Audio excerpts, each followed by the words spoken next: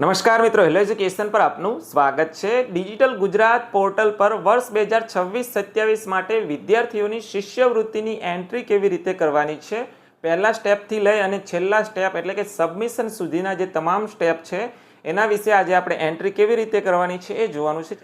Child ટ્રેકિંગને લગતા video હોય, UDISE પ્લસને લગતા વિડીયો હોય, A to Z 10-10 કે 15-15 તમામ નાની નાની બાબતોને લગતા વિડીયો મેં મારી ચેનલ પર મૂકેલા છે. આ તમામ વિડીયોની લિંક છે તમને આ વિડીયો ડિસ્ક્રિપ્શનમાં આપી દઈશ. આવો આપણે વિડીયોની શરૂઆત કરીએ. શરૂઆત કરતા પહેલા ચેનલ પર તમે ન હોય તો ચેનલને સબસ્ક્રાઇબ કરી દેશો. વિડીયો સારો લાગે તો તમામ મિત્રો સુધી અવશ્ય શેર કરશો. સૌપ્રથમ ગૂગલ ક્રોમ કે કોઈ પણ બ્રાઉઝર ઓપન કરી સર્ચ બારની અંદર ડિજિટલ ગુજરાત આટલું લખીને સર્ચ કરવાનું છે. એટલે પહેલી જ વેબસાઇટ આવી જશે, એના પર ક્લિક આપી દો. તમને ના ખ્યાલ આવે તો આની સીધી લિંક તમને વિડીયોના ડિસ્ક્રિપ્શનમાં આપી દઈશ. આવું ડાયલોગ બોક્સ આવે એને ક્લોઝ આપી દો. હવે સૌથી ઉપર મેનુ આપેલા છે, ત્યાં લોગિન રજિસ્ટરની નીચે તમે જોશો તો છેલ્લે સ્કૂલ ઇન્સ્ટિટ્યુશન લોગિન આપેલું છે, એના પર ક્લિક આપવાનું છે. હવે અહીં તમારી શાળાનો યુઝરનેમ, પાસવર્ડ અહીં કેપ્ચા નાખી દો અને નીચે સ્ક્રોલ કરી અને પછી લોગિન કરી લો. યાદ રાખશો કે ઉપર અહીં સ્કૂલ લોગિન છે એ સિલેક્શન થયેલું હોવું જરૂરી છે, સ્કૂલથી આપણે લોગિન કરતા હોય તો. હવે ઓટીપી આવે, ઓટીપી વેરિફિકેશન કરી અને યર સિલેક્ટ કરી અને પછી આ પ્રકારે સ્ક્રીન પર આવી જવાનું છે. એટલે કે આપણું જે હોમ મેનુ છે ત્યાં આવી જવાનું છે. ડેશબોર્ડ કંઈક આ પ્રમાણે દેખાશે. હવે અહીંથી મેનુની અંદરથી એડ સ્ટુડન્ટ ન્યૂ એન્ટ્રીનું ઓપ્શન આપ્યું છે, તો એના પર ક્લિક કરવાનું છે. હવે આવી રીતનું આવી જશે. અહીં સ્ટુડન્ટનો ડાયસ કોડ નાખવાનો છે અને ગેટ ડિટેલ પર ક્લિક આપવાનું છે. હવે અહીં તમે જોશો તો બાળકનું ધોરણ ઓટોમેટિક આવી જશે. હવે જે પણ પ્રોસેસ છે એ એડિટ સ્ટુડન્ટની હોય કે પછી નવી એન્ટ્રી કરતા હોય, તમામ માટે આ 5 સ્ટેપ છે એ સેમ છે. જેની એડિટ સ્ટુડન્ટ તરીકે તમે એન્ટ્રી કરશો એને લગભગ આ 5 સ્ટેપ ફિલ કરેલા જ આવે છે, પરંતુ આપણે વિડીયોની અંદર સંપૂર્ણ માહિતી આપવાની છે એટલે મેં નવું બાળક અને નવી એન્ટ્રી લીધી છે, એટલે તમને બધાને ખ્યાલ આવી જાય. નીચે સ્ક્રોલ આપો. હવે અહીં બાળકનું પૂરું નામ આપેલું હશે. અહીં સીધું તમારે તાલુકો સિલેક્ટ કરવાનો આવશે અને ગામડું સિલેક્ટ કરવાનું આવશે. પિનકોડ નાખી દો અને અહીં વિદ્યાર્થીને એડ્રેસ નાખી દો. હવે લાસ્ટમાં સેવ એન્ડ નેક્સ્ટ આપી દો. આવી રીતનો મેસેજ આવશે, ઓકે આપી દો. સ્ટુડન્ટની બેઝિક ડિટેલવાળું જે સ્ટેપ છે એ ક્લિયર થઈ ગયું છે. હવે સ્ટુડન્ટ ડિટેલ આવશે. અહીં અનાથ હોય તો યસ નો કરવાનું છે. વાલીના વ્યવસાય સિલેક્ટ કરવાનો છે. એવી રીતે જેવો અહીં વ્યવસાય સિલેક્ટ કરશો એટલે અહીંથી વાલીનો જે પિતાનો વ્યવસાય છે અહીં વ્યવસાયનો પ્રકાર સિલેક્ટ કરવાનો છે અને અહીંથી વ્યવસાય સિલેક્ટ કરવાનો છે. એવી રીતે માતાના વ્યવસાયનો પ્રકાર પસંદ કરી અને વ્યવસાય છે માતાનો એ સિલેક્ટ કરી દો. અહીંથી કેટેગરી પસંદ કરવાની છે. થી પેટા જાતિ પસંદ કરી દો.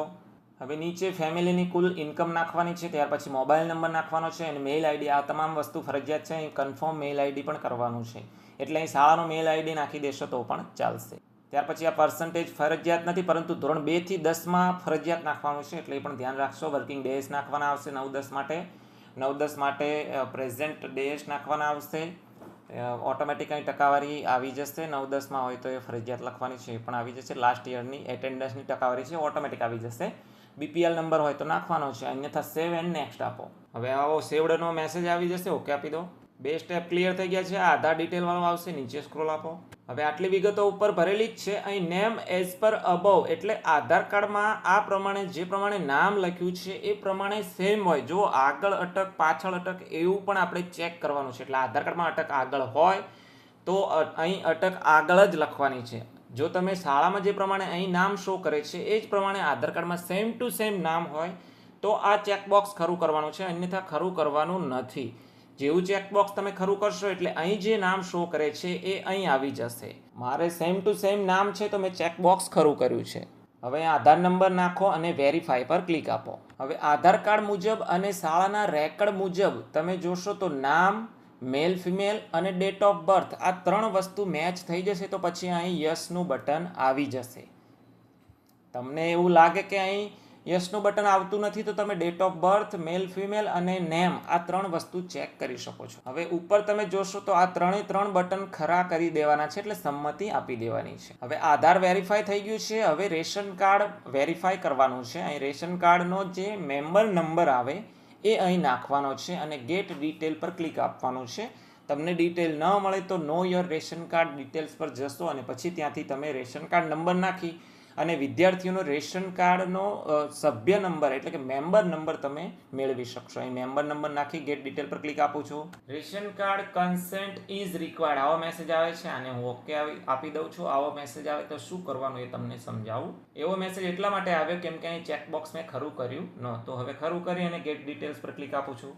હવે જોશો તો અહીં વિગતો ફિલ થઈને આવી ગઈ છે. આધાર કેવાયસી સ્ટેટસ ન આવે છે તો આપણે ચિંતા કરવાની જરૂર નથી. અહીં પણ ના આવે છે તો ચિંતા કરવાની જરૂર નથી. આ ચેકબોક્સને ખરું કરી દો. એસટી સ્ટુડન્ટ હોવાથી મારે આ કેવાયસી ફરજિયાત નથી. નીચે સ્ટુડન્ટ OTR નંબર આવે છે તો એ પણ ફરજિયાત નથી. માત્ર ને માત્ર SC હોય તો એમના માટે આ ફરજિયાત છે. નીચે સ્ક્રોલ કરી સેવ એન્ડ નેક્સ્ટ આપી દઈશ. સક્સેસફુલીનો મેસેજ આવશે, ઓકે આપી દો. હવે મિત્રો 3 સ્ટેપ ક્લિયર થઈ ગયા છે. બેંકની ડિટેલ વાળો સ્ટેપ આવી ગયું છે. અહીં સૌપ્રથમ કન્સેન્ટ આપી દો, અહીં પણ કન્સેન્ટ આપી દો, IFSC કોડ નાખી દો અને પછી ગમે ત્યાં ક્લિક આપો. અહીં ક્લિક આપવાનું નથી, IFSC કોડ નાખી ગમે ત્યાં ક્લિક આપી દો. હવે નીચે જોશો તો બેંકનું નામ સિલેક્ટ કરી દો, બેંકની શાખા અહીંથી પસંદ કરી દો, પછી અકાઉન્ટ નંબર નાખો, અહીં અકાઉન્ટ નંબર કન્ફર્મ કરો. જે પ્રમાણે બેંક પર પાસબુકમાં નામ હોય એ પ્રમાણે અહીં નામ લખી દેવાનું છે. જો બાળકના વિદ્યાર્થીનું જે પ્રોફાઇલ છે એ પ્રમાણે જ નામ હોય તો આ સિલેક્ટ કરવાનું છે, અન્યથા અહીં ટીક માર્ક કરવાનું નથી. અહીં પાસબુક પ્રમાણે નામ લખો. નીચે સ્ક્રોલ કરી સેવ એન્ડ નેક્સ્ટ આપો. સક્સેસફુલીનો મેસેજ આવી જશે, ઓકે આપી દો. હવે છેલ્લું સ્ટેપ છે, ત્યાં ફાઇનલ સબમિશન આપવાનું છે. સૌથી નીચે સ્ક્રોલ કરી અહીં ચેકબોક્સ ખરું કરી દો, કન્ફર્મ એન્ડ ફાઇનલ સેવ આપી દો. સક્સેસફુલીનો મેસેજ આવી જશે, ઓકે આપી દો. હવે અહીં તમે જોશો તો બેઝિક ડિટેલ, સ્ટુડન્ટ ડિટેલ, આધાર ડિટેલ, બેંક ડિટેલ, સેવ એપ્લિકેશન તમામના ડન એટલે ગ્રીન આવી ગયું છે. હવે એને જોવા માટે અહીં એડ સ્ટુડન્ટ પર જવાનું છે. આપણે ધોરણ 1ના બાળકની એન્ટ્રી કરી છે, ધોરણ 1 પસંદ કરી દઈશ, શો પર ક્લિક આપીશ. હવે મેં આ બાળકની એન્ટ્રી અહીં કરી છે તો અહીં જુઓ તો સેન્ડ ફોર વેરિફિકેશનનો જે બ્લુ અક્ષરમાં બતાવે છે તો એ બતાવશે થોડી વાર અને પછી થોડા દિવસોની અંદર વેલિડ એન્ડ વેરીફાય અને અહીં યસ હોવું જોઈએ. આ બે વસ્તુ ક્લિયર થઈ જશે એટલે તમારી જે એન્ટ્રી છે બાળકની એ સક્સેસફુલી તમે કરી છે અને એના ખાતામાં પૈસા પડી પણ જશે. હવે એક વખત આવી રીતે એન્ટ્રી કરો એટલે આચાર્યએ હાઈ ઓથોરિટીને જે પ્રપોઝલ છે એ બનાવી અને સેન્ડ કરવાની હોય છે. તો આચાર્યશ્રીને આવડતું જ હોય છે, અથવા તો જે પણ ડિજિટલ ગુજરાત પર એન્ટ્રી કરતા હોય છે જે શિક્ષક એને આવડતું જ હોય છે. આવી રીતે 1 બાય 1 તમામ બાળકોને અહીં યસ આવી જવું જોઈએ અને વેલિડ એન્ડ વેરીફાઈ અકાઉન્ટ એ પણ અહીં આવી જશે. એટલે ત્યાર પછી પ્રપોઝલ બનાવી શકાશે અને એ પ્રપોઝલ બનાવી અને હાઈ ઓથોરિટીને સેન્ડ કરી દેવાની છે એટલે બાળકના અકાઉન્ટમાં પૈસા આવી જશે. આ રીતે તમે બાળકની એન્ટ્રી વિગતો સેવ સ્ટેપ બાય સ્ટેપ તમને સમજાવ્યું છે કેવી રીતે સેવ કરવાનું છે.